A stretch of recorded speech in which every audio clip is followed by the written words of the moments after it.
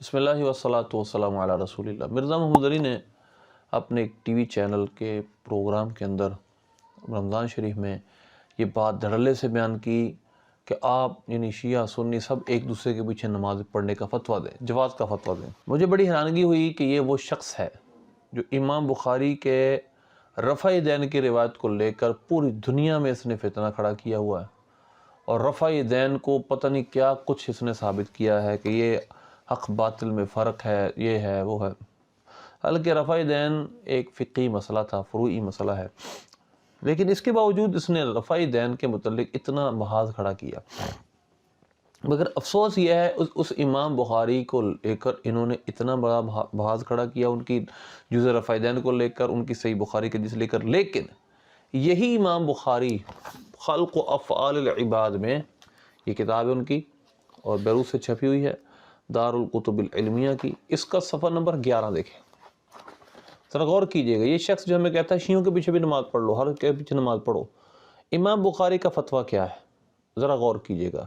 امام بخاری نے صرف رفع دین کے پوری زندگی میں کلام کیا، اور کوئی کلام نہیں کیا کہ عقیدے کے موضوع پہ ان کو کوئی کتاب نہیں ہے، ان کی عقیدے کے موضوع پہ کتاب ہے، وہ اپنا عقیدہ واضح کرتے ہیں۔ قال ابو عبداللہ فرماتے ہیں ما ابالی، مجھے کوئی فکر نہیں، صلیت خلف الجہمی العافدی، یہ آپ کو کہ اس میں کوئی برائی نہیں سمجھے، مجھے کوئی پرواہ نہیں کہ میں کسی جہمی رافضی کے پیچھے نماز پڑھوں یا کسی یہودی یا نصرانی کے پیچھے نماز پڑھوں۔ صلیت خلف الیہود والنصارى، یعنی آپ یہودی اور نصرانی کے پیچھے نماز پڑھنا اور رافضی یعنی شیعہ کے پیچھے نماز پڑھنے کو برابر سمجھتے تھے۔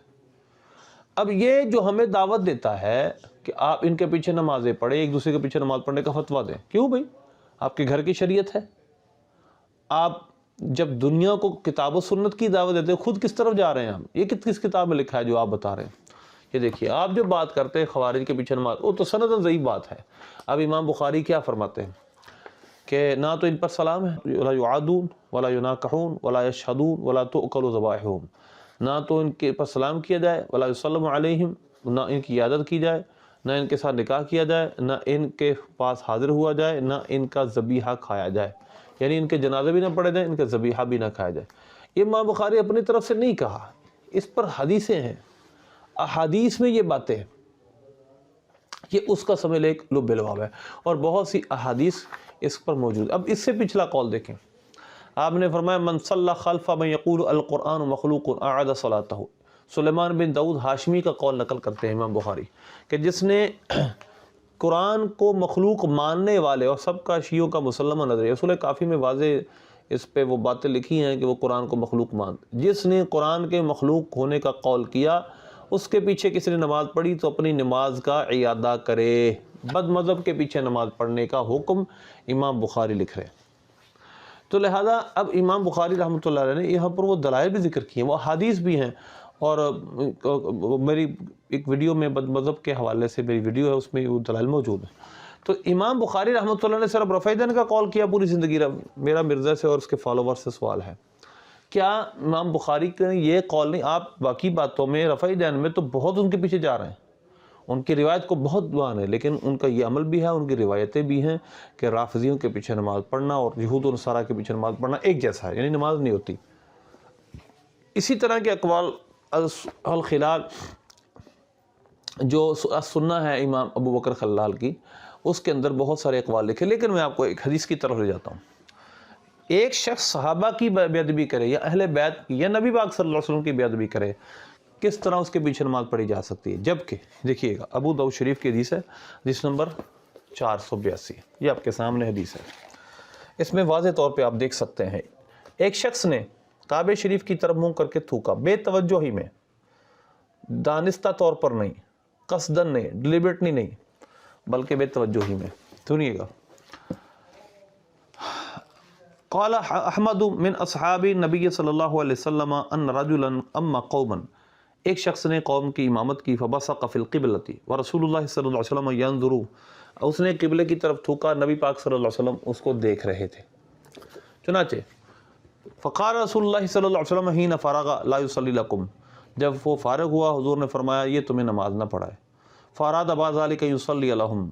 तो अब नबी पाक सल्लल्लाहु अलैहि वसल्लम के इस फरमान के बाद उसने लोगों को नमाज़ पढ़ाने का इरादा किया। लोगों ने फ़मनअहु अख़बरुहु, मना कर दिया। फ़अख़बरुहु बिक़ौलि रसूलिल्लाहि सल्लल्लाहु अलैहि वसल्लम फ़ज़करा ज़ालिका लिरसूलिल्लाहि सल्लल्लाहु अलैहि वसल्लम। उसने ये बात सरकार से अर्ज़ की कि या रसूल अल्लाह, आपने ये फरमाया नअम, मैंने कहा है।